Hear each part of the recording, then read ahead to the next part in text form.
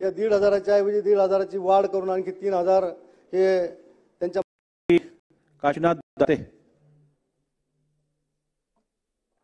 श्री अध्यक्ष महोदय, मी औचित्याच्या मुद्द्याद्वारे या ठिकाणी आपल्या मार्फत शासनाचं लक्ष वेधू इच्छितो।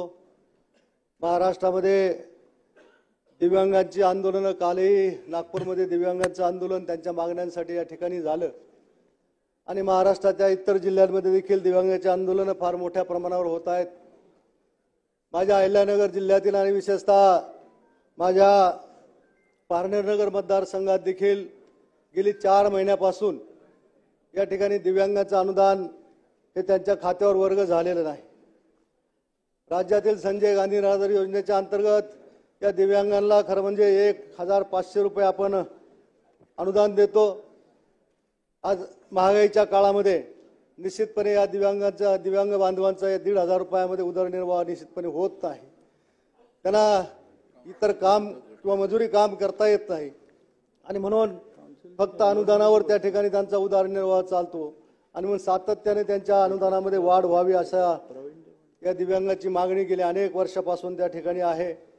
आपल्या शेजारच्या राज्यामध्ये आंध्र प्रदेशमध्ये या ठिकाणी दिव्यांगांना 3,000 रुपये अनुदान दिलं जात आहे आणि आता नव्यानं पुन्हा त्याच्यामध्ये 3,000ची भर टाकून त्या ठिकाणी 6,000 रुपये अनुदान दिलं जाणार आहे अशी माझी माहिती आहे। आणि म्हणून आपल्या देखील मी शासनाला आपल्या मार्फत विनंती करतो की दिव्यांगांच्या अनुदानामध्ये अजूनही त्यांना ते 3,000 रुपयांना अनुदान मिळावं अशी त्या दिव्यांगांची मागणी आहे।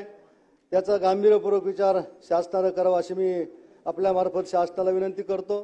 त्याचप्रमाणे दिव्यांगाच्या अनुदानाबरोबरच संजय गांधी निराधार योजनेच्या अंतर्गत ज्या काय असतील, मग श्रावणबाळ योजना असेल, विधवा परित्यक्तांचं अनुदान असेल, गेली 4 महिन्यापासून हे सगळं अनुदान आज रखडलेलं आहे। कुठल्याही लाभार्थ्याला या अनुदानाचा लाभ मिळाला नाही आणि सातत्यानं हे लाभार्थी हे आमच्याकडे चक्रा मारतायत, आम्हाला अनुदान मिळत नाही, मिळालं पाहिजे अशा पद्धतीची मागणी करतायत।